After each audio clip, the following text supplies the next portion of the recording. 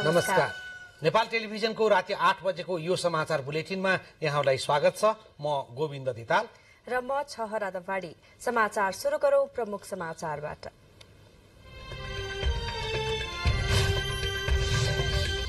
प्रधानमन्त्री प्रचण्ड नेतृत्वको सरकार गठन भएको 100 दिन पूरा। सुशासन र आर्थिक विकासमा सकारात्मक सन्देश प्रभाव भएको सरकारको समीक्षा। पूर्व पश्चिम लोकमार्ग अन्तर्गत नारायणघाट बुटवल सड़क खण्डमा पर्ने राष्ट्रिय वन क्षेत्र प्रयोग गर्न स्वीकृति दिने सरकारको निर्णय। मेलम्ची खानेपानी विकास समिति गठन आदेश स्वीकृत। प्रतिनिधि सभा नियमावली पारित भएसँगै विषयगत समिति गठनको बाटो खुल्यो।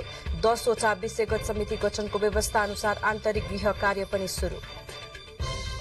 भ्रष्टाचार मुद्दामा पूर्व मन्त्री विक्रम पाण्डे सहित 21 जनालाई सफाई दिने फैसला विरूद्ध अख्तियारद्वारा पुनरावेदन।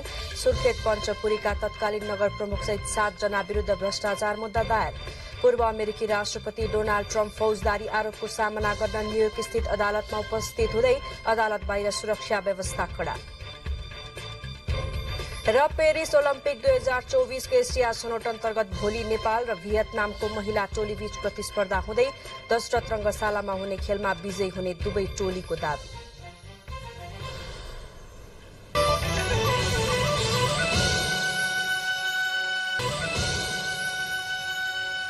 समाचार अब विस्तारमा। प्रधानमन्त्री पुष्पकमल दाहाल प्रचण्डले सरकारको नेतृत्व गर्नुभएको आज 100 दिन पूरा भएको छ। सरकारको 100 दिनको अवधिलाई काम परीक्षण मूल्याङ्कनको रूपमा समेत लिने गरिन्छ। यस अवधिमा सरकारले संविधान, लोकतन्त्र र राजनीतिक उपलब्धिलाई स्थायित्व दिन सकारात्मक कदम चालेको प्रतिक्रिया विभिन्न राजनीतिक दलका नेताहरूले दिनुभएको छ।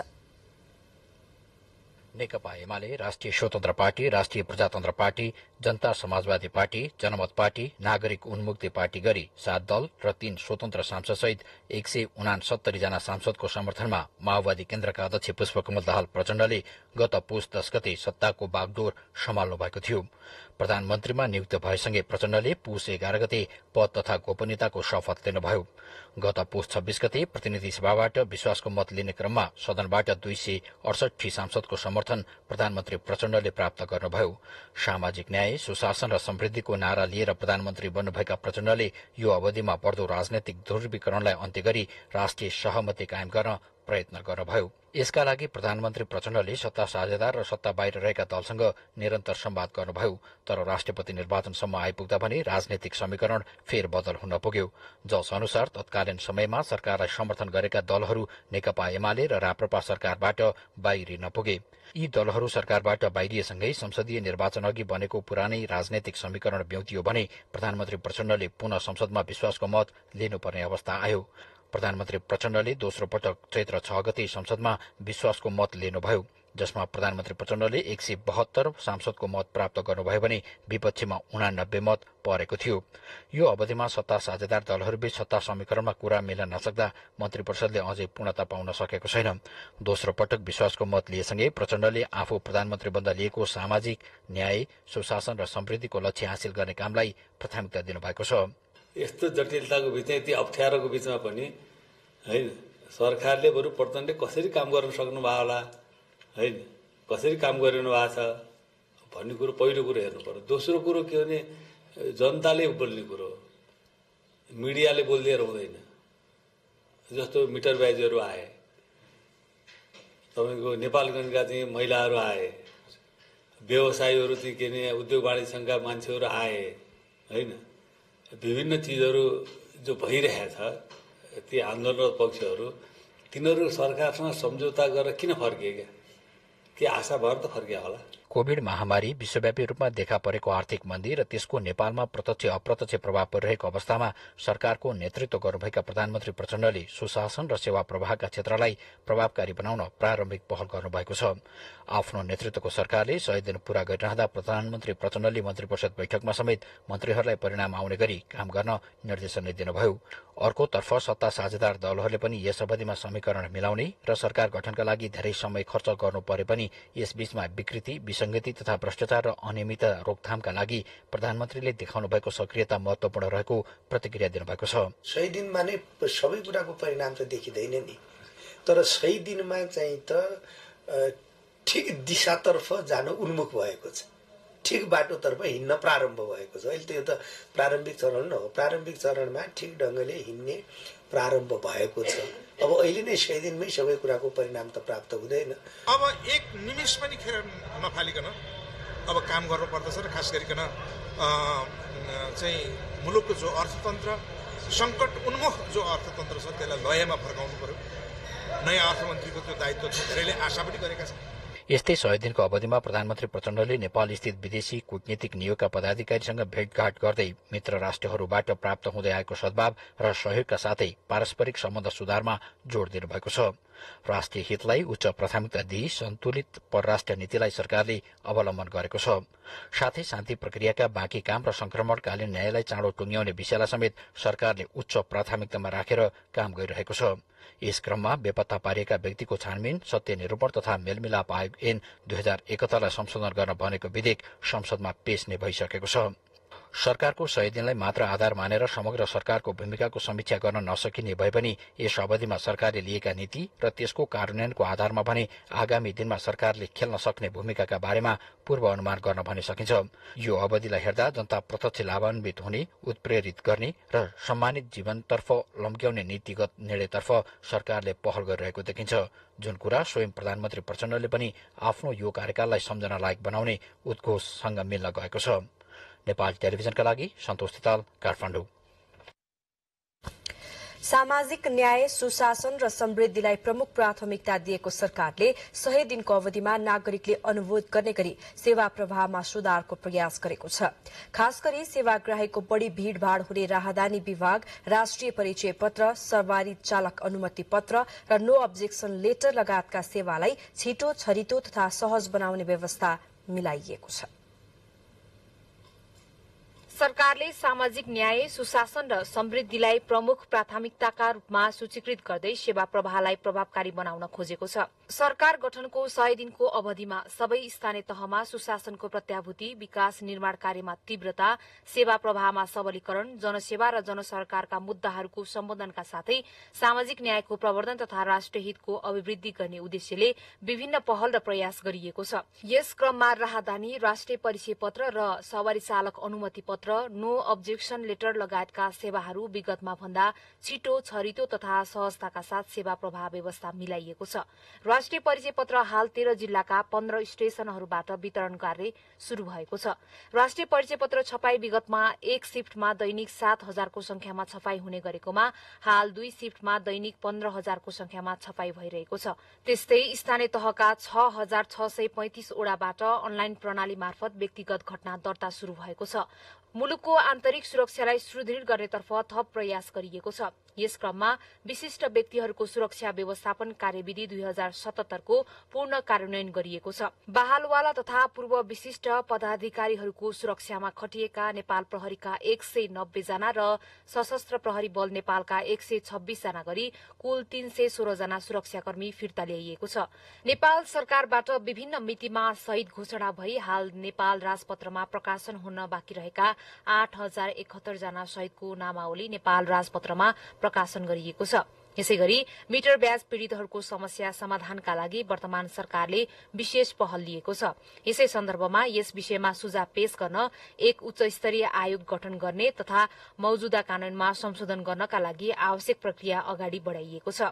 अत्यावश्यक सेवा प्रदान गर्ने कार्यालयहरूमा कतिपय सार्वजनिक विदाका दिनहरूमा समेत कार्यालय खोल्ने गरी विक्रम सम्वत 2080 सालमा दिइने सार्वजनिक विदा तथा कार्यालय समय निर्धारण गरिएको छ। यसका साथै संघीय निजामती सेवा ऐन र संघीय शिक्षा ऐनको विधेयकलाई यथाशीघ्र अन्तिम रूप दिई संसद समक्ष पेश गर्न सरकारले यस सम्बन्धी प्राविधिक कामहरू सघन साथ अघि बढ़ाइरहेको छ। संघीय निजामती सेवा ऐनको जुन एउटा विधेयक बनेको थियो त्यो विधेयकमा संघीय मामिला तथा सामान्य प्रशासन मन्त्रालयमा धेरै सरकारवाला निकायहरूसँग पक्षहरूसँग छलफल भएर त्यसको मस्यौदालाई समसामयिक रूपले परिमार्जन गरेर प्रारम्भिक रूपले एउटा मस्यौदाको खाका तयार भएको छ। आन्तरिक लेखा परीक्षणलाई चुस्त बनाउन आन्तरिक लेखा परीक्षण कार्यविधि 2079 स्वीकृत गरी कार्यान्वयनमा ल्याइएको छ। सम्पत्ति शुद्धिकरण, निवारण तथा व्यावसायिक वातावरण प्रवर्धन सम्बन्धी ऐनमा समसामयिक संशोधन गर्न बनेको विधेयक संघीय संसदमा पेश गरिएको छ। त्यस्तै सरकारका सबै तहबाट सेवा प्रवाहमा सरलीकरण, विकास निर्माणमा तीव्रता, पारदर्शिता, जवाबदेहीपनको विकास गर्न राष्ट्रिय सभा संघीयता कार्यान्वयन अनुगमन विशेष समितिबाट प्राप्त सिफारिशहरू कार्यान्वयनका लागि सबै मन्त्रालय, निकाय र प्रदेशहरूमा पठाइसकिएको छ। यस अवधिमा नेपाल सरकार, प्रदेश सरकार र स्थानीय तहबीच प्राकृतिक स्रोतको रोयल्टी बाँडफाँड स्वीकृत गरिएको छ। विकास आयोजना तथा सार्वजनिक निर्माणमा अत्यावश्यक प्राकृतिक स्रोत साधनको आपूर्ति देखिएको समस्या समाधान गर्न तथा अनावश्यक प्राकृतिक दोहनलाई नियन्त्रण गरी दिगो र वातावरण मैत्री हुने उत्खनन र बिक्री वितरण गर्न सहयोग पुर्याउन ढुङ्गा, गिटी, बालुवा बिक्री तथा व्यवस्थापन सम्बन्धी संशोधन मापदण्ड 2079 कार्यान्वयनका लागि ल्याइएको छ। शासन प्रणालीमा नागरिकको सर्वोच्चता स्थापित गर्न तथा संविधानमा उल्लेखित राज्यका नीति र दायित्वहरूलाई प्रभावकारी तवरमा कार्यान्वयन गरी आम नागरिकको विकास र समृद्धिको आकांक्षालाई यथाशीघ्र पूरा गर्न आफ्नो सम्पूर्ण शक्ति परिचालित गर्दै आएको सरकारले जनाएको छ। आगामी दिनमा पनि नेपाली जनताको हित र राष्ट्रको समृद्धिको लागि सरकार निरन्तर समर्पित र क्रियाशील हुने सरकार प्रतिबद्ध रहेको जनाएको छ। एनटीभी न्यूजका लागि मानवी बानिया, नेपाल टेलिभिजन, काठमाडौँ। वर्तमान सरकार गठन भएसँगै सरकारले वैदेशिक रोजगारमा रहेका नेपाली श्रमिकहरूको हक हित साथै सामाजिक सुरक्षाका कार्यक्रमलाई उच्च प्राथमिकताका साथ अघि बढाएको छ, जस अन्तर्गत वैदेशिक रोजगारमा रहेका श्रमिक र विदेश स्वरोजगारमा रहेका व्यक्तिका लागि योगदानमा आधारित सामाजिक सुरक्षा कार्यक्रम कार्यान्वयन गरिएको छ। यस्तै आउँदो वैशाख 1 गतेबाट स्थानीय तहबाटै वैदेशिक रोजगारीका लागि श्रम स्वीकृति लिन पाउने व्यवस्था गरिने भएको छ। नेपाली अर्थतन्त्रको मुख्य आधार मानिएको वैदेशिक रोजगारको क्षेत्रलाई थप सुरक्षित, मर्यादित बनाउन सरकारले विदेशमा रहेका नेपाली श्रमिकको सामाजिक सुरक्षादेखि स्थानीय तहबाटै श्रम स्वीकृति लिन सक्ने लगायतका कार्यक्रम ल्याएको हो, जस अन्तर्गत सामाजिक सुरक्षाको दायरा विस्तार गर्दै वैदेशिक रोजगारमा रहेका श्रमिक र विदेशमा स्वरोजगारमा रहेका व्यक्तिको लागि सामाजिक सुरक्षा कार्यक्रम गत चैत्र 8 गतेबाट कार्यान्वयनमा लगिएको छ। वैदेशिक रोजगारमा गएका हाम्रा नेपाली दाजुभाइ दिदीबहिनीहरूलाई राज्यप्रति एउटा अपनत्व कायम गर्ने त्यो खालको चाहिँ नि हामीले प्रणाली लागू गरे हो। त्यही हिसाबले गर्दाखेरि अहिले चाहिँ हामी स्मुथली यो जानेहरूको लागि हामीले चाहिँ जो वैदेशिक रोजगारमा गएर पुनः श्रम स्वीकृति लिने हाम्रो ठूलो जनशक्ति छ बाहिर, करिब करिब अहिले चाहिँ 22 लाखको हाराहारीमा, त्यो 22 लाखकै सबै नेपाली दाजुभाइ दिदीबहिनीलाई र स्वरोजगार गर्नेहरू, वैदेशिक रोजगारीमा जानेलाई मात्रै होइन, जो स्वरोजगार गरेर चाहिँ त्यो मुलुकमा बस्नु भएको छ, जो नेपाली हो, उहाँहरू पनि यसमा चाहिँ इनरोल हुन सक्नुहुन्छ। श्रमिकलाई सहज रूपमा श्रम स्वीकृति दिन 2 वर्ष विद्यमान प्रावधानलाई हटाई रोजगारदाता कम्पनी र श्रमिक बीच भएको कार्य सम्झौताको आधारमा पूरै कार्य अवधिको लागि श्रम स्वीकृति दिने व्यवस्था कार्यान्वयनमा लगिएको छ। यस्तै वैशाख 1 गतेबाट स्थानीय तहबाटै श्रम स्वीकृति दिने व्यवस्था कार्यान्वयनमा लगिँदैछ, जसको कार्यान्वयनका लागि स्थानीय तह तयारीमा जुटिरहेका छन्। यसले श्रम स्वीकृति लिनुपर्ने सम्पूर्ण नेपाली दाजुभाइ दिदीबहिनीहरूलाई काठमाडौँ धाइरहनु नपर्ने र अन्य बिचौलियाहरूको सामना गर्नु नपर्ने अवस्था हुन्छ र पालिकाबाट नै अनलाइन फार्मको रजिस्ट्रेसन सम्बन्धी काम हुने हुँदा हाम्रो लाभदायी सेवादायी नागरिकहरूलाई यसले सहज हुन्छ। श्रम स्वीकृतिका लागि आफ्नै गाउँमा रहेको रोजगार सेवा केन्द्र मार्फत आवेदन दिन सकिने भएपछि यसले श्रमिकको समय र पैसा बचत मात्र होइन, सरकारमाथि नागरिकको भरोसा र उत्साह थपेको छ। स्वीकृति लिनको लागि काठमाडौँ ध्याउनु पर्थ्यो, अब त्यो सब समस्या हुन भएन। हामी आफ्नै स्थानीय तह गएर श्रमको स्वीकृति लिन मिल्छ र सबभन्दा जुन यो बिचौलियामा श्रमिकहरूको लागि जुन पैसा खर्च हुन्थ्यो नि, अनावश्यक पैसा खर्च हुन्थ्यो, त्यसको लागि सरकारले एकदमै राम्रो चाहिँ प्लान लिएर आएको छ। श्रम स्वीकृतिको लागि जिल्ला बाहिर जानुपर्थ्यो, अहिले आफ्नै स्थानीय तहमा हुन त्यो सुविधा पाएको भए युवाहरूलाई धेरै सहयोग हुन्छ। तिनीहरूको भाडा, किराया, समयको जुन खर्च हुन्थ्यो, बिहान 3 बजेबाट लाइन बस्दा कुनै दिन त्यो पनि अब पाउने थिएन होइन। फेरि भोलि दिनमा जाऊ, दुःख त धेरै दुःख हो पहिलाको, र यो चाहिँ अब आफ्नै जिल्लामा राखिदियो भने धेरै राम्रो, सजिलो, राम्रो लाग्छ। यो चाहिँ अब काठमाडौँ गएर कोठा लिएर बसेर ट्याक्सी गुडेर ट्याक्सीमा गुडाएर यता गरेर हिँड्नुभन्दा आफ्नो पालिकामा आएपछि त बिहान गएपछि बेलुका आइपुगिहाल्छ घरमै। गर्दा यसमा सरकारको नीति यसले चाहिँ राम्रो मान्नुपर्छ। यसै गरी सरकारले वैदेशिक रोजगारीमा गएका नेपाली श्रमिकहरूलाई कार्यस्थलमा आइपर्ने स्वास्थ्य सम्बन्धी समस्याहरू समाधान गर्न र परामर्श उपलब्ध गराउनका लागि टेलिमेडिसिन सेवा सञ्चालनमा ल्याएको छ। वैदेशिक रोजगारको सन्दर्भमा हुने अनेकन ठगी लगायतका गुनासोहरू सम्बोधन गर्न वैदेशिक रोजगार विभागका महानिर्देशकको संयोजकत्वमा विस्तृत कार्यशर्त सहितको इमिडिएट रेस्पोन्स टास्क फोर्स गठन भई सोही अनुसार काम भइरहेको छ। यस अवधिमा विदेशमा रोजगार गुमाएका, बन्दी बनाइएका एवं स्वास्थ्य समस्या झेलिरहेका 100 भन्दा बढी नागरिकको उद्धार गरिएको छ। राजेन्द्र पोखरेल, नेपाल टेलिभिजन। सरकारका प्रवक्ता एवं संचार तथा सूचना प्रविधि मन्त्री रेखा शर्माले वर्तमान सरकार गठनसँगै जर्जर रहेको अर्थतन्त्र सुधार गर्न सफल भएको बताउनु भएको छ। मन्त्री परिषदको निर्णय सार्वजनिक गर्न आयोजित पत्रकार सम्मेलनमा प्रवक्ता शर्माले कानून निर्माण, कृषि क्षेत्रमा उखुको समर्थन मूल्य, मल बिउको सुनिश्चितता, शिक्षा क्षेत्रमा समयमै पाठ्य पुस्तक पुर्याउने व्यवस्था जस्ता महत्वपूर्ण काम भएको बताउनु भयो। जनतासँग प्रत्यक्ष जोडिएको सेवा क्षेत्र चुस्त दुरुस्त र प्रभावकारी बनाउन र छिटो छरितो सेवा प्रवाहको व्यवस्था मिलाउने लगायतका महत्वपूर्ण निर्णय गर्न वर्तमान सरकार सफल भएको पनि प्रवक्ता शर्माले बताउनु भयो। अहिले जसरी यो प्रधानमन्त्री आउनुभयो, आउने बेलामा देशको अर्थतन्त्र वास्तवमै धेरै जर्जर र डामाडोल अवस्थामा थियो। यसले तीव्रताका साथ सुधारको गतिमा अगाडि बढिराखेको छ र अहिले हामी बजेट, यो नीति योजना कार्यक्रमको तयारीमा पनि छौं। त्यसकारणले गर्दाखेरिमा यो जुन ढंगले सरकारले तदारकको साथ लिइरहेको छ त्यो आफ्नो ठाउँमा सकारात्मक छ भन्ने म ठान्छु। र अर्को कुरा, सरकारले समयमै एउटा गहुँको समर्थन मूल्य तोकेको छ, उखुको मूल्यमा किसानले पाउने गरेर वृद्धि गरिएको छ, दुधको कच्चा मूल्य वृद्धि गरिएको छ र यसपटक शैक्षिक सत्र सुरु हुनुभन्दा अगावै पाठ्य पुस्तकहरू सबै ठाउँमा पुर्याउने लक्ष्य सहित त्यो काम तीव्रतामा भइरहेको छ। त्यसकारणले सेवा प्रवाहका क्षेत्रमा, कानून निर्माणका क्षेत्रमा र जनजीविकाका सवालका क्षेत्रमा सरकारले गम्भीरतापूर्वक एउटा पाइलाहरू अगाडि बढाएको छ। कतिपय परिणाम देखिएका छन्, कतिपय प्रोसेसमा छन्, परिणाम देखिन बाँकी छन्, समय लाग्छ, परिणाम देखिन्छ। र यो बीचको फेरि यहाँहरू जसरी प्रश्न गर्नुभयो 100 दिन त पुग्यो, तर राजनैतिक उतार चढाव पनि चाहन्छु नि हाम्रो रहेन। एउटा गठबन्धन भत्कियो, अर्को गठबन्धन फेरि सुरु भयो।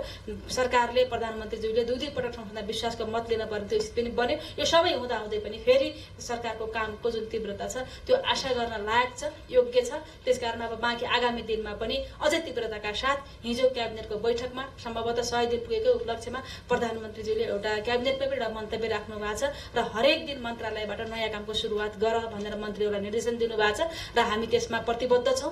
त्यसरी अगाडि बढ्दै जाने सन्दर्भमा हामी सामान्य जागिर खान आएका होइनौं, मन्त्री बन्न आएका होइनौं र देशको सेवा गर्न आएका हौं। त्यो प्रतिबद्धता सहित काम गर्न हुन भनेर प्रधानमन्त्रीको निर्देशन छ। त्यो निर्देशनको पूर्ण पालना गर्ने प्रतिबद्धता सबै मन्त्रीज्यूहरूले सिंगो क्याबिनेटले त्यो प्रदर्शन गरेको छ। त्यसकारणले गर्दाखेरि मलाई के विश्वास छ भने यो 100 दिनको एउटा सकारात्मक सुरुवात भएको छ। सबै काममा सकारात्मक सुरुवात छ र यसले फेरि तीव्रतामा आगामी दिनमा एउटा तीव्रता हासिल गर्नेछ भन्ने कुरा यहाँहरूका बीचमा राख्न चाहन्छु।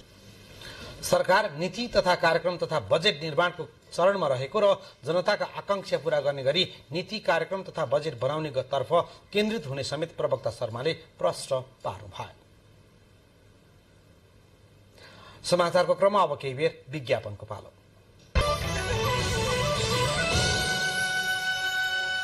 बाँकी समाचारमा फेरि स्वागत छ। गठबन्धन सरकारका साझा न्यूनतम कार्यक्रम पर्सिसम्ममा सार्वजनिक गर्ने गरी सत्ता गठबन्धन दलहरूले छलफल अघि बढाएका छन्। प्रधानमन्त्री निवास बालुवाटारमा आज बसेको गठबन्धन दलको बैठकले न्यूनतम साझा कार्यक्रमका बारेमा छलफल गरेका हुन्। बैठकमा सरकारको न्यूनतम साझा कार्यक्रमका विषयमा छलफल भएको र 1-2 दिनभित्र नै सार्वजनिक गर्ने गरी मस्यौदालाई अन्तिम रूप दिने सहमति बनेको प्रधानमन्त्रीको सचिवालयले जनाएको छ। बैठकमा नेपाली कांग्रेस, नेकपा माओवादी केन्द्र, जनता समाजवादी पार्टी र एकीकृत समाजवादीका शीर्ष नेताहरू सहभागी हुनुहुन्थ्यो। सरकारले पूर्व पश्चिम लोकमार्ग अन्तर्गत नारायणघाट बुटवल सड़क खण्डमा पर्ने राष्ट्रिय वन क्षेत्र प्रयोग गर्न स्वीकृति दिने निर्णय गरेको छ। मन्त्री परिषदको बैठकको निर्णय सार्वजनिक गर्दै संचार तथा सूचना प्रविधि मन्त्री रेखा शर्माले सो सड़क खण्डमा पर्ने वन प्रयोग गर्न दिने निर्णय भएको जानकारी दिनुभयो। यसैगरी मन्त्री परिषद बैठकले जोगमाई क्यास्केड जलविद्युत आयोजना निर्माणका लागि राष्ट्रिय वन प्रयोग गर्न दिने निर्णय गरेको पनि जानकारी दिनुभयो।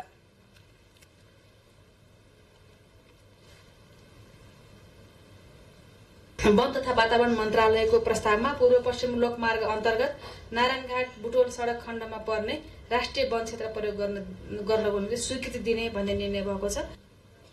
यस्तै मन्त्री परिषद बैठकले मेलम्ची खानेपानी विकास समिति गठन आदेश 2079 स्वीकृत गर्ने निर्णय गरेको छ। मन्त्री परिषद बैठकले विदेशी लगानी तथा प्रविधि हस्तान्तरण नियमावली स्वीकृत गर्ने पनि निर्णय गरेको छ। सत्ता गठबन्धनका 5 राजनीतिक दलले आफ्ना आधिकारिक उम्मेद्वारलाई जिताउन आग्रह गरेका छन्। आज शीर्ष नेताहरूले संयुक्त विज्ञप्ति जारी गर्दै वैशाख 10 गते हुने उपनिर्वाचनमा गठबन्धनका उम्मेद्वारहरूलाई जिताउन आह्वान गरेका हुन्। प्रतिनिधि सभा सदस्य उपनिर्वाचनका लागि गठबन्धन दलबाट तनहुँ 1 मा कंग्रेसका गोविन्द भट्टराई, चितवन 2 मा जित नारायण श्रेष्ठ र बारा 2 मा जनता समाजवादी पार्टीका उपेन्द्र यादवले उम्मेद्वारी दर्ता गराउनु भएको छ। गठबन्धन दलका आधिकारिक उम्मेद्वारलाई विजय गराई निर्वाचनलाई परिणाममुखी बनाउन गठबन्धन दलका पार्टी पंक्ति एकीकृत रूपमा परिचालित हुन समेत विज्ञप्ति मार्फत आग्रह गरिएको छ। प्रधानमन्त्री तथा माओवादी केन्द्रका अध्यक्ष पुष्पकमल दाहाल प्रचण्ड, कंग्रेस सभापति शेरबहादुर देउवा, एकीकृत समाजवादीका अध्यक्ष माधव कुमार नेपाल, जसपाका अध्यक्ष उपेन्द्र यादव र लोकतान्त्रिक समाजवादी पार्टीका अध्यक्ष महन्त ठाकुरद्वारा संयुक्त रूपमा विज्ञप्ति जारी भएको हो। उप प्रधानमन्त्री एवं गृहमन्त्री नारायण काजी श्रेष्ठले सशस्त्र प्रहरी बलसँग सम्बन्धित कानून बदलिँदो परिवेश अनुसार नयाँ कानून तर्जुमा गर्नुपर्ने बताउनु भएको छ। सशस्त्र प्रहरी बलको प्रधान कार्यालय भ्रमणका क्रममा सशस्त्र प्रहरी अधिकृतहरूलाई निर्देशन दिनुहुँदै उहाँले सो कुरा बताउनु भएको हो। सशस्त्र प्रहरी बललाई समय सापेक्ष, प्रविधि मैत्री एवं चलायमान बनाउनु पर्नेमा पनि उहाँले जोड दिनुभयो। सशस्त्र प्रहरी बललाई सीमाको डेडिकेटेड फोर्स बनाउन अन्तर्राष्ट्रिय मापदण्ड सहितको थप बीओपीहरूको स्थापना र मौजूदा बीओपीको स्तर वृद्धि गर्न आवश्यक रहेको पनि उहाँले बताउनुभयो। त्यसबखत सशस्त्र प्रहरी महानिरीक्षक राजु अर्यालले अन्य सुरक्षा निकायसँग समेत समन्वय गर्दै राज्यद्वारा सशस्त्र प्रहरी बललाई प्रदान गरिएको जिम्मेवारीलाई कुशलतापूर्वक वहन गरिरहेको जानकारी दिनुभयो। सेनाको डेडिकेटेड फोर्स बनाउन अन्तर्राष्ट्रिय मापदण्ड सहितको थप बीओपीहरूको स्थापना, मौजूदा बीओपीहरूको स्तर वृद्धि गर्दै समग्र संगठनलाई नै प्रविधि मैत्री तथा चलायमान बनाउनेतर्फ प्रयास केन्द्रित हुनुपर्दछ। यसैगरी उप प्रधानमन्त्री एवं गृहमन्त्री श्रेष्ठले विपद जोखिम न्यूनीकरण राष्ट्रको एजेन्डा बन्नुपर्ने पनि बताउनु भएको छ। राष्ट्रिय विपद जोखिम न्यूनीकरण तथा व्यवस्थापन प्राधिकरणको कार्यालय पुगेर उहाँले प्राधिकरणले गरिरहेका कामको जानकारी लिने क्रममा नेपाल जलवायु परिवर्तनको जोखिममा रहेकोले यसको न्यूनीकरण तथा व्यवस्थापनका कामलाई प्राथमिकता दिनुपर्नेमा जोड दिनुभयो। उप प्रधानमन्त्री श्रेष्ठले विपदका ठूला घटना भएपछि त्यसको चर्चा हुने तर भविष्यमा हुन सक्ने विपद कम गर्नेतर्फ पर्याप्त काम नहुने अवस्थाको अन्त्य गर्नुपर्ने उल्लेख गर्नुहुँदै यसतर्फ ठोस पहल कदमी लिइने विश्वास व्यक्त गर्नुभयो। ऊर्जा, जलस्रोत तथा सिंचाई मन्त्री शक्ति बहादुर बस्नेतले विद्युतीय सवारी साधनको प्रवर्धनका लागि सरकार प्रतिबद्ध रहेको बताउनु भएको छ। नेपाल विद्युत प्राधिकरण, इलेक्ट्रिकल इन्जिनियर्स एसोसिएसन नेपाल र थापाथली इन्जिनियरिङ क्याम्पसले आज काठमाडौँमा आयोजना गरेको नेपालमा विद्युतीय सवारी साधनको सम्भावना, चुनौती र अवसरहरू विषयक कार्यक्रममा उहाँले यस्तो धारणा राख्नु भएको हो। उहाँले मुलुकमा नैन उत्पादित बिजुलीको खपत बढाउन सके आर्थिक क्षेत्रमा सुधार हुने भएकोले पनि विद्युतीय सवारी साधनको प्रवर्धन गर्नुपर्ने बताउनु भयो। सबै क्षेत्रको साझा पहल कदमी र सामूहिक पहल कदमीमा नै हाम्रा सम्भावनाहरूलाई एक्सप्लोर गर्दै जानेछौँ। हामी हाम्रा समस्याहरूलाई सम्बोधन गर्दै जानेछौँ र विकास र समृद्धिको जनआकांक्षालाई हामी पूरा गर्नेछौँ। मुलुकको समृद्धिको भविष्य हामी चाहिँ समृद्ध मुलुकको भविष्य सुनिश्चित हामी गर्नेछौँ। समाचारको क्रममा फेरि केही बेर विज्ञापनको पालो। बाँकी समाचारमा फेरि स्वागत छ। प्रतिनिधि सभा नियमावली पारित भएसँगै विषयगत समिति गठनका लागि बाटो खुलेको छ। नयाँ नियमावलीमा 10 वटा विषयगत समिति गठनको व्यवस्था अनुसार आन्तरिक गृह कार्य शुरू भएको संसद सचिवालयले जनाएको छ। प्रतिनिधि सभाको बैठक शुरू भएको 3 महिनापछि विषयगत समिति गठनको गृह कार्य शुरू भएको छ। यसअघि 10 वटा समिति गठन गर्ने गरिएकोमा नयाँ नियमावलीले समेत यसैलाई अवलम्बन गरेको छ, जस अनुसार संसद सचिवालयले प्रत्येक दलको संसदीय दललाई पत्राचार गरेर समितिका सदस्यका लागि नाम पठाइदिन अनुरोध गरेको छ। यसपटक महिला तथा सामाजिक विकास समिति, पूर्वाधार विकास समिति, शिक्षा, स्वास्थ्य तथा सूचना प्रविधि समितिको नाम र कार्यक्षेत्र संशोधन गरिएको छ। प्रतिनिधि सभाको कामलाई थप चुस्त बनाउन सहयोग गर्ने विषयगत समितिको गठन अब केही दिनमै हुने संसद सचिवालयले जनाएको छ। तत्कालै गर्नुपर्ने के काम छन् भनेर सचिवालयले हेरि पनि रहेको अवस्था छ। तीमध्ये समिति गठन पनि एउटा काम हो। यसमा अब सचिवालयले सम्बन्धित संसदीय दलसँग समन्वय गरेर समितिमा रहने सभाका सदस्यहरूको नाम प्राप्त गर्ने प्रक्रिया अगाडि बढाउँछ। नियमावलीको नयाँ व्यवस्था अनुसार विषयगत समितिको अलावा महिला समन्वय समिति गठनका लागि समेत बाटो खुलेको छ। महिलाका विषयमा साझा धारणा तय गर्ने गरी यो समिति सक्रिय हुने सचिवालयको भनाइ छ। सभामा प्रतिनिधित्व गर्ने राजनैतिक दलहरू एवं सदस्यहरूको महिला सम्बद्ध विषयमा समान धारणा बनाउनका लागि चाहिँ गठन गर्न सकिने भन्ने अवधारणाबाट त्यो समिति रहेको, उक्त समितिको कार्यविधि, त्यसमा रहने संख्या, पदाधिकारी लगायतका विषयमा चाहिँ कार्यव्यवस्था परामर्श समितिको परामर्शमा सभामुखले सभामा प्रस्तुत गर्ने र सभाले निर्णय गरे अनुसार हुने भन्ने व्यवस्था गरिएको छ। मिनी संसदका रूपमा चिनिने विषयगत समितिहरूले सरकारवालाहरूसँग छलफल गर्नुका साथै सम्बन्धित विषयमा कानून निर्माणका लागि गृह कार्य गर्ने गरेको छ। यी समितिहरूले आफ्नो क्षेत्रमा पर्ने सार्वजनिक संघ संस्था तथा सरकारवाला निकायसँग छलफल गर्ने, अनुगमन तथा मूल्याङ्कन गर्नुका साथै उजुरी परेको खण्डमा सुनवाई गर्न सक्ने सम्मको अधिकार हुन्छ। क्यामेरामा अनुप घिमिरेका साथ सलोजा दहाल, काठमाडौँ। राष्ट्रिय सभाबाट सार्वजनिक सेवा प्रसारण विधेयक 2077 र सुरक्षण मुद्रण सम्बन्धी विधेयक 2077 सर्वसम्मतिबाट पारित भएको छ।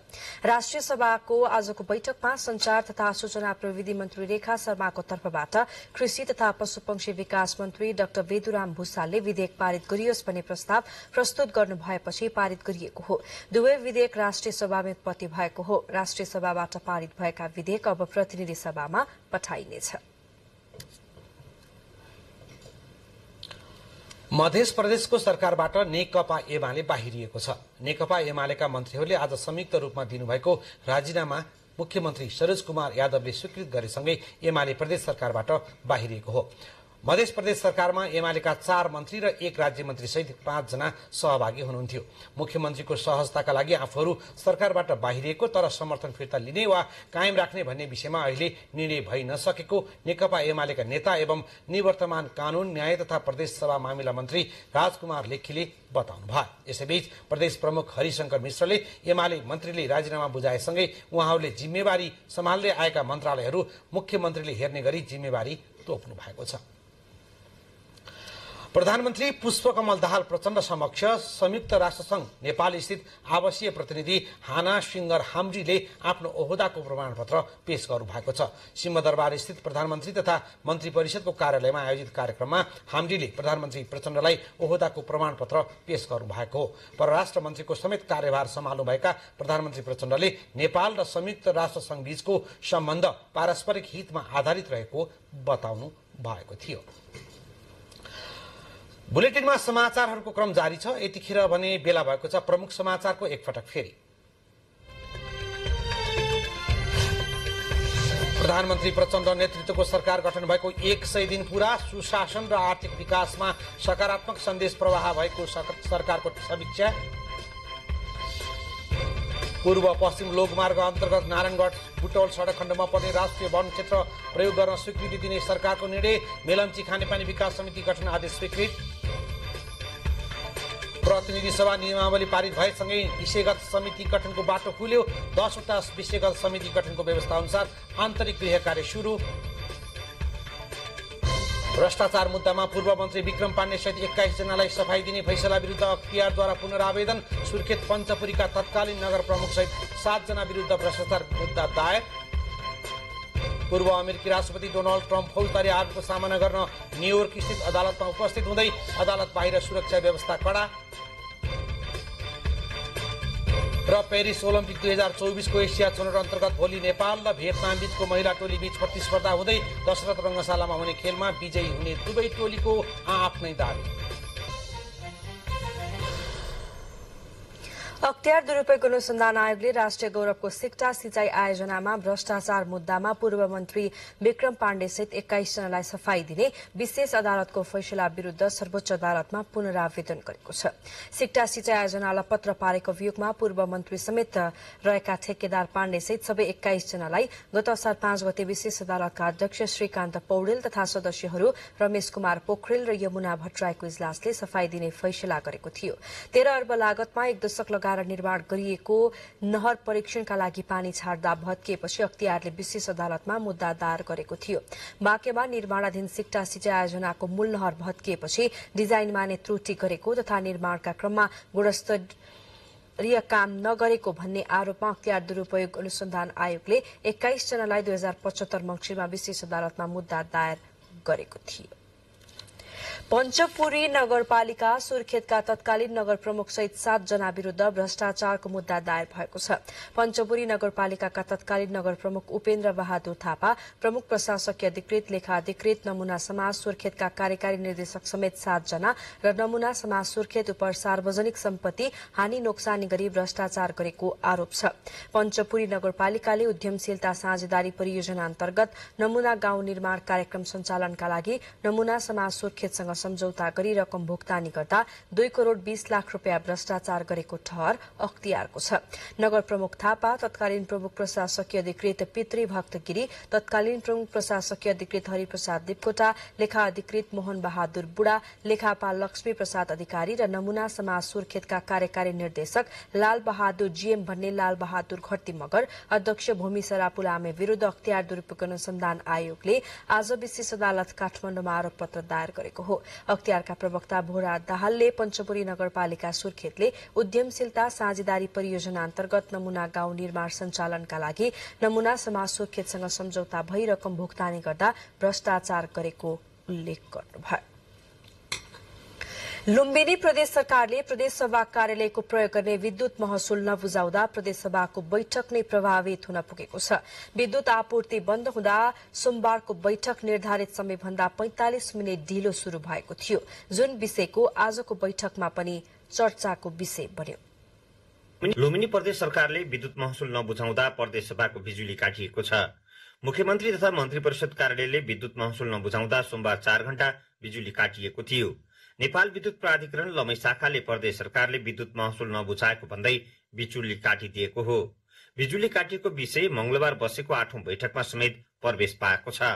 पैसा तिर्नु थियो, अस्तिको दिन काटे भए हुन्थ्यो, पैसा तिर्नु छ पर्सिकै दिन काटे भए हुन्थ्यो, त 5 मिनेट अगाडि काट्ने यो भन्दा ठूलो इन्सल्ट के हुन सक्छ। पहिला विद्युतको मिटर जडान भएको प्रदेशसभा सचिवालयको नाममा थियो। पछि विद्युत महसुल मुख्यमन्त्री तथा मन्त्री परिषदको कार्यालयले तिर्ने गरी मिटर नामसारी गरियो। 4 महिनादेखि विद्युत महसुल तिर्न बाँकी छ। प्रदेश सरकारले 7,63,350 रुपियाँ विद्युत महसुल बुझाउन बाँकी रहेको देखिएको हो। यो महसुलमा 1,21,652 रुपियाँ हर्जना पनि रहेको छ। विद्युत महसुल नबुझाएका कारण बिजुली काटिएको कार्यालय प्रमुख जगन्नाथ लामिछानेले बताउनुभयो। उहाँहरूको हालसम्मको जम्मा बाँकी भएको त 7,63,350 रुपियाँ बाँकी छ, जुन चाहिँ यो ठूलो अमाउन्ट हो। सरकारी कार्यालयको हकमा यत्रो पैसा चाहिँ बाँकी रहनु चाहिँ ठूलो अमाउन्ट हो र यसमा चाहिँ 1-2 दिनभित्र हामी यसको निकास निकाल्छौँ भन्ने चाहिँ सरहरूबाट चाहिँ जवाब आएको छ। लुम्बिनी प्रदेश राजधानी क्षेत्रमा 160 र 300 केभीए का 2वटा ट्रान्सफर्मर जडान भएको छ। बैठक चल्नै लाग्दा बिजुली काटिएपछि यो विषयले चर्चा पाएको हो। विद्युत महसुल तिर्ने शर्तमा काटिएको बिजुली पुनः जोडिएको विद्युत प्राधिकरणले जनाएको छ। दशरथ घिमिरे, नेपाल टेलिभिजन, लुम्बिनी प्रदेश, दाङ। सञ्चारकर्मी स्वर्गीय दिपेन्द्र दोङ तामाङको परिवारलाई नेपाली पत्रकारहरूको अन्तर्राष्ट्रिय सञ्जालले आर्थिक सहयोग गरेको छ। जनता प्रसारण तथा प्रकाशन लिमिटेड आयोजना लिमिटेडले आयोजना गरेको स्वर्गीय तामाङको श्रद्धाञ्जली सभामा सञ्जालका अध्यक्ष टङ्क पन्तले तामाङकी पत्नी चाँदनी तामाङलाई 2 लाख रुपियाँ रकम सहयोग हस्तान्तरण गर्नुभएको हो। लामो समयदेखि पत्रकारितामा सक्रिय रहनुभएका तामाङको केही दिन पहिले मस्तिष्कघातका कारण मृत्यु भएको थियो।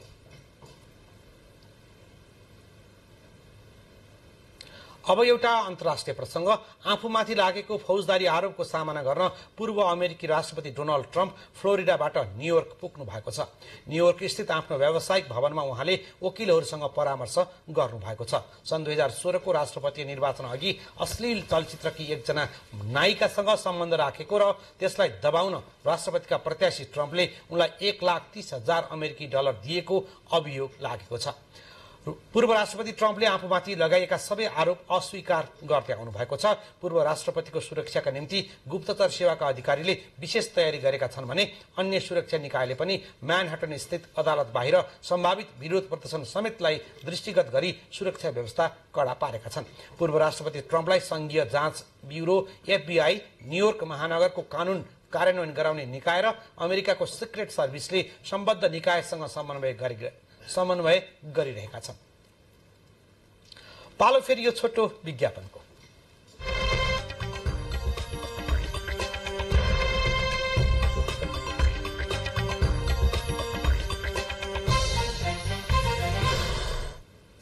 अब आर्थिक समाचार। सरकार गठनको 100 दिनको अवधिमा सरकारले राजस्व छुवावट नियन्त्रण, संकलन र बजेट कार्यान्वयनका लागि महत्वपूर्ण काम गरेको छ। यसैगरी सरकारी खर्चमा मितव्ययिता कायम गर्न अनावश्यक खर्च कटौती गरिएको जनाइएको छ। सरकारले आफ्नो कार्यकालको 100 दिनमा संकटतर्फ उन्मुख अर्थतन्त्रको सुधारका लागि राजस्व चुवाट नियन्त्रण तथा संकलनमा वृद्धि, चालू खर्च कटौती, आर्थिक पुनर्संरचनाका लागि आवश्यक संरचनागत सुधार, उद्यमशीलता विकास लगायतका काम गरेको छ। त्यसैगरी राजस्व चुवाटलाई कडाइका साथ नियन्त्रण गरिने सरकारले जनाएको छ। सरकारी खर्चमा मितव्ययिता कायम गर्न, अनावश्यक खर्च कटौती गर्ने तथा प्राथमिक प्राप्त क्षेत्रमा स्रोतको कमी हुन नदिने सरकारको भनाइ छ।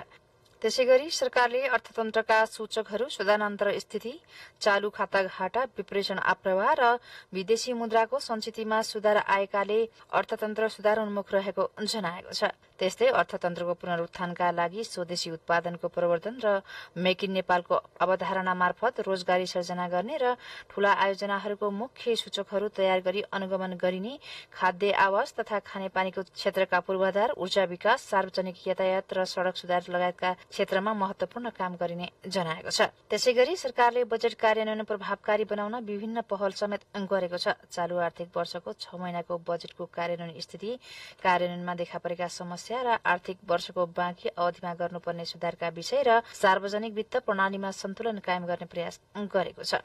त्यसैगरी राजस्व परिचालनमा प्रभावकारिता ल्याउन पहल शुरू भएको छ। सुदृढ र आत्मनिर्भर अर्थतन्त्रको विकास गर्न मौद्रिक तथा अन्य विषय क्षेत्रगत नीति तथा कार्यक्रमहरूको सामञ्जस्य तरिकाले कार्यान्वयन गर्ने गरी सरकार अगाडि बढेको छ। त्यस्तै निजी क्षेत्रसँगको सहकार्यमा विद्यमान समस्या समाधान गरी अर्थतन्त्रलाई थप गतिशील बनाउन सरकार प्रतिबद्ध रहेको जनाएको छ। क्यामेरामा रसिला श्रेष्ठका साथमा कमला अरियाल, नेपाल टेलिभिजन। वर्तमान सरकार गठन भएको 100 दिन पुगेको उपलक्ष्यमा सरकारले गरेका महत्वपूर्ण काम र उपलब्धि सार्वजनिक गरिएको छ। यस अवधिमा सरकारले औद्योगिक क्षेत्रको विकासलाई प्राथमिकतामा राखेको छ।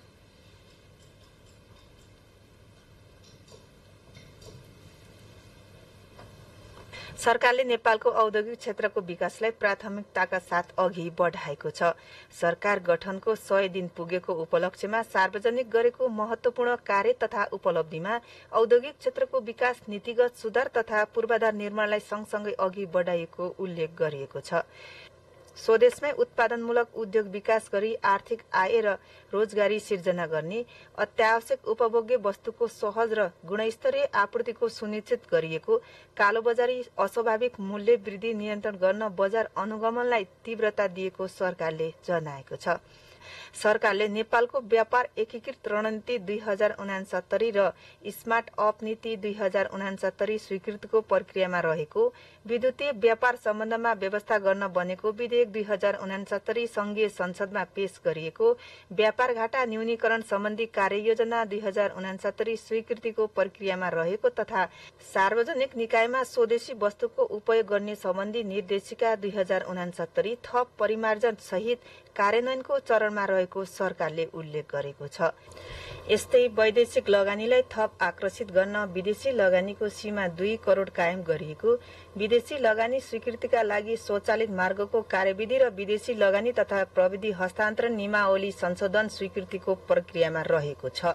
सरकारले गैर आवासीय नेपालीको लगानीको विकासलाई पनि प्राथमिकताका साथ राखेको छ। हाल जडित 2605 मेगाहट विद्युतमा 94% जनताको पहुँच रहेको र स्वदेशमा उपयोग भई बचत हुने गरेको विद्युत छिमेकी मुलुकमा निर्यात गर्ने कार्यलाई तीव्रता दिएको छ। पवन वर्षा शाह, नेपाल टेलिभिजन, काठमाडौँ। सिलसिला आर्थिक समाचारकै छ। नेपाल राष्ट्र बैंकले क्रिप्टो करेन्सी सम्बन्धी जोखिम विश्लेषण प्रतिवेदन सार्वजनिक गरेको छ।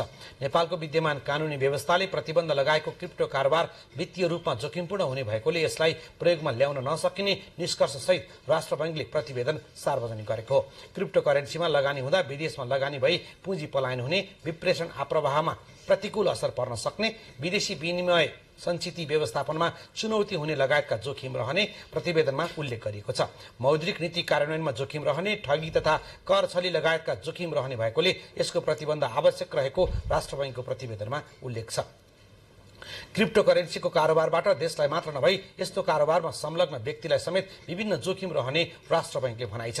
राष्ट्र बैंकले भनेको छ, विश्वमा हाल करिब 23,000 वटा क्रिप्टो करेन्सी प्रचलनमा रहेको र क्रिप्टो करेन्सीको कुल बजारमध्ये बिटकोइनको मात्र 42% हिस्सा रहेको राष्ट्र बैंकले आफ्नो प्रतिवेदनमा उल्लेख गरेको छ। एसियाली विकास बैंक एडीबीले सन् 2023मा नेपालको कुल गृहस्थ उत्पादन जीडीपी 4.1%ले बढ्ने प्रक्षेपण सार्वजनिक गरेको छ।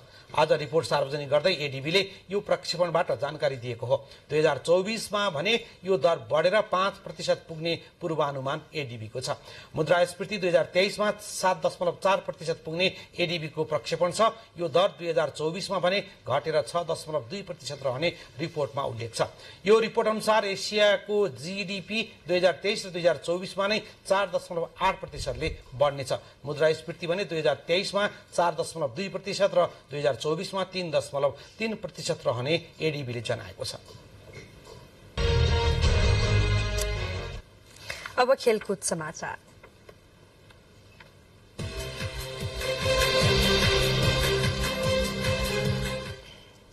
पेरिस ओलम्पिक 2024 को एसिया छनौटको पहिलो चरणमा नेपाल र भियतनाम बीच दशरथ रंगशालामा बुधबार र चैत 25 गते प्रतिस्पर्धा हुँदैछ। खेल अघि आज आयोजित पत्रकार सम्मेलनमा प्रशिक्षकले भियतनाम फिफा वरियतामा नेपालभन्दा निकै माथि रहे पनि नेपालले जितको लागि खेल्ने दावी गर्नुभयो। पछिल्लो समय टोलीले राम्रो तयारी गरेकाले घरेलु मैदानमा राम्रो खेल्ने उहाँले बताउनुभयो। नेपाली टोलीकी कप्तान एवं गोलरक्षक एन्जिला तुम्बाप्पो सुब्बाले भियतनामसँग पहिलो पटक प्रतिस्पर्धा गर्न लागेकाले जितका लागि खेल्ने बताउनुभयो। भियतनाम फिफा वरियतामा 33औं र नेपाल 100 स्थानमा छ। यस्तै भियतनामका प्रशिक्षक माइक डङचुङले आफ्नो टोली लामो यात्रापछि नेपालमा आएर फुटबल खेल्नका लागि उत्साहित भएको बताउनुभयो।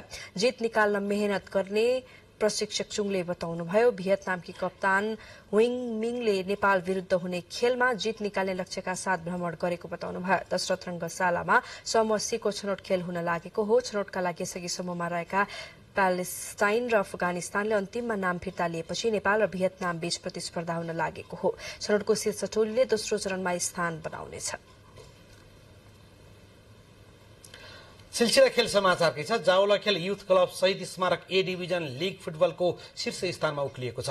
आज भएको खेल रोयल ब्लू सातोबाटो युथ क्लबलाई 2-1 गोल अन्तरले हराउँदै जावला खेल शीर्ष स्थानमा उक्लिएको हो। एन्फा कम्प्लेक्समा जावला खेलको जितमा फोडे फोफाना र एनकोटो मोसाबीले 1-1 गोल गरे। सातोबाटोका दीपक सिंह ठकुरीले 1 गोल फर्काए। जावलाखेलको यो चौथो जित हो। सातदोबाटोको यो दोस्रो हार हो। जितसँगै जावलाखेलले 6 खेलमा 13 अङ्क जोडेको छ। सातदोबाटो 6 खेलमा 12 अङ्क जोडेर दोस्रो स्थानमा झरेको छ। यसैबीच आज भएको अर्को खेलमा न्युरो टिम एनआरटी र चर्च बोइज युनाइटेडले बराबरी खेल्दै अङ्क बाँडेका छन्। प्रतिस्पर्धात्मक खेलमा चर्च बोइजले 2 गोलको अग्रता बनाएको थियो, तर त्यसलाई जोगाउन सकेन। यस बराबरीसँगै एनआरटीले 6 खेलमा 3 अङ्क जोडेको छ। एनआरटी 13औं स्थानमा रहेको छ। चर्च बोइजले 6 खेलमा 12 अङ्क जोडेको छ। चर्च बोइज तेस्रो स्थानमा रहेको छ।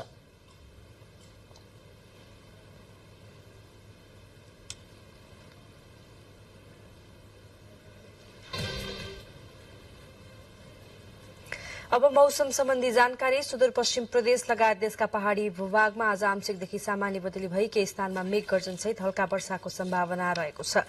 बाँकी भागमा मौसम सामान्यतया सफा हुने जल तथा मौसम पूर्वानुमान महाशाखाले जनाएको छ। अब मौसम सम्बन्धी थप विवरण।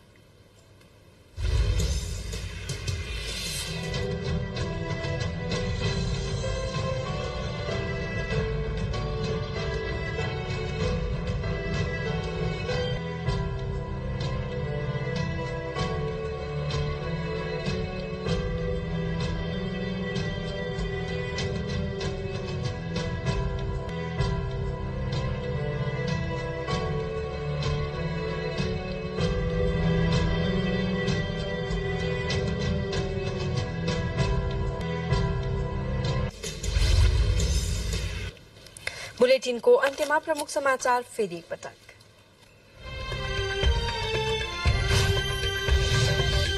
प्रधानमन्त्री प्रचण्ड नेतृत्वको सरकार गठन भएको 100 दिन पूरा। सुशासन र आर्थिक विकासमा सकारात्मक सन्देश प्रभाव भएको सरकारको समीक्षा। पूर्व पश्चिम लोकमार्ग अन्तर्गत नारायणघाट बुटवल सड़क खण्डमा पर्ने राष्ट्रिय वन क्षेत्र प्रयोग गर्न स्वीकृति दिने सरकारको निर्णय। मेलम्ची खानेपानी विकास समिति गठन आदेश स्वीकृत। प्रतिनिधि सभा नियमावली पारित भएसँगै विषयगत समिति गठनको बाटो खुल्यो। 10 वटा विषयगत समिति गठनको व्यवस्था अनुसार आन्तरिक गृह कार्य पनि शुरू। भ्रष्टाचार मुद्दामा पूर्व मन्त्री विक्रम पाण्डे सहित 21 जनालाई सफाई दिने फैसला विरूद्ध अख्तियारद्वारा पुनरावेदन। सुर्खेत पञ्चपुरीका तत्कालीन नगर प्रमुख सहित 7 जना विरूद्ध भ्रष्टाचार मुद्दा दायर। पूर्व अमेरिकी राष्ट्रपति डोनाल्ड ट्रम्प फौजदारी आरोपको सामना गर्न न्युयोर्क स्थित अदालतमा उपस्थित हुँदै अदालत बाहिर सुरक्षा व्यवस्था कडा।